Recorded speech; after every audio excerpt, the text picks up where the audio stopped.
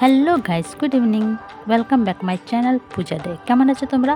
I hope কি তোমরা খুবই ভালো আছো আর আমিও ভালো আছি।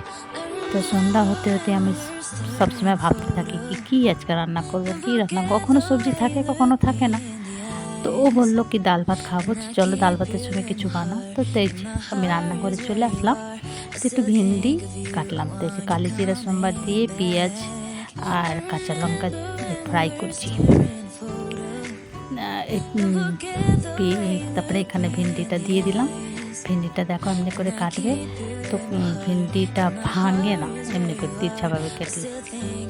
তো যে ভিন্ডি দিয়ে একটু নাড়াচাড়া করবো, তারপরে যে আমি এখানে দিয়ে দেবো আলু। তো এই যে ভিন্ডি আর আলু ভাজা করছি, আর সঙ্গে আছে অনেক কিছুই আছে সঙ্গে, তোমরা ভিডিওটা দেখতে থাকো। তো এই যে তারপরে এখানে দেখো একটু নুন দিয়ে দিলাম, একটু ফ্রাই করে 2 মিনিটের জন্য ছেড়ে দিয়েছিলাম। তারপরে নুন হলুদ দিয়ে তারপরে আবার নাড়াচাড়া করে ঢেকে ভাজলাম। তো এখানে দেখো চাল ধুয়ে বসিয়ে দিলাম ভাত।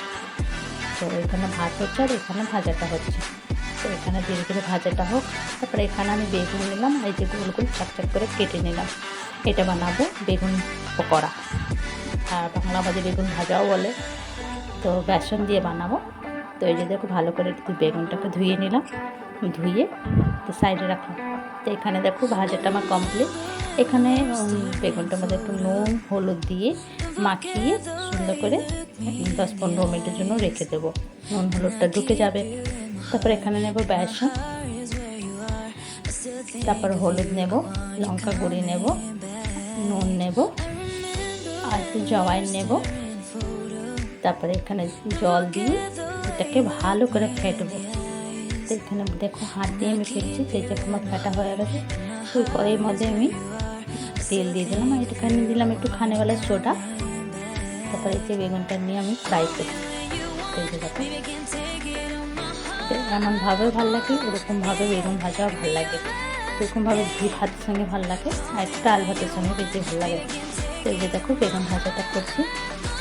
তো আমার বেগুন ভাজাটা হয়ে গেছে। তো চলো থালা সাজাই। এই যে আমি থালা নিলাম, তো এখানে ভাত নিলাম, সুন্দর করে ভাত সাজানো।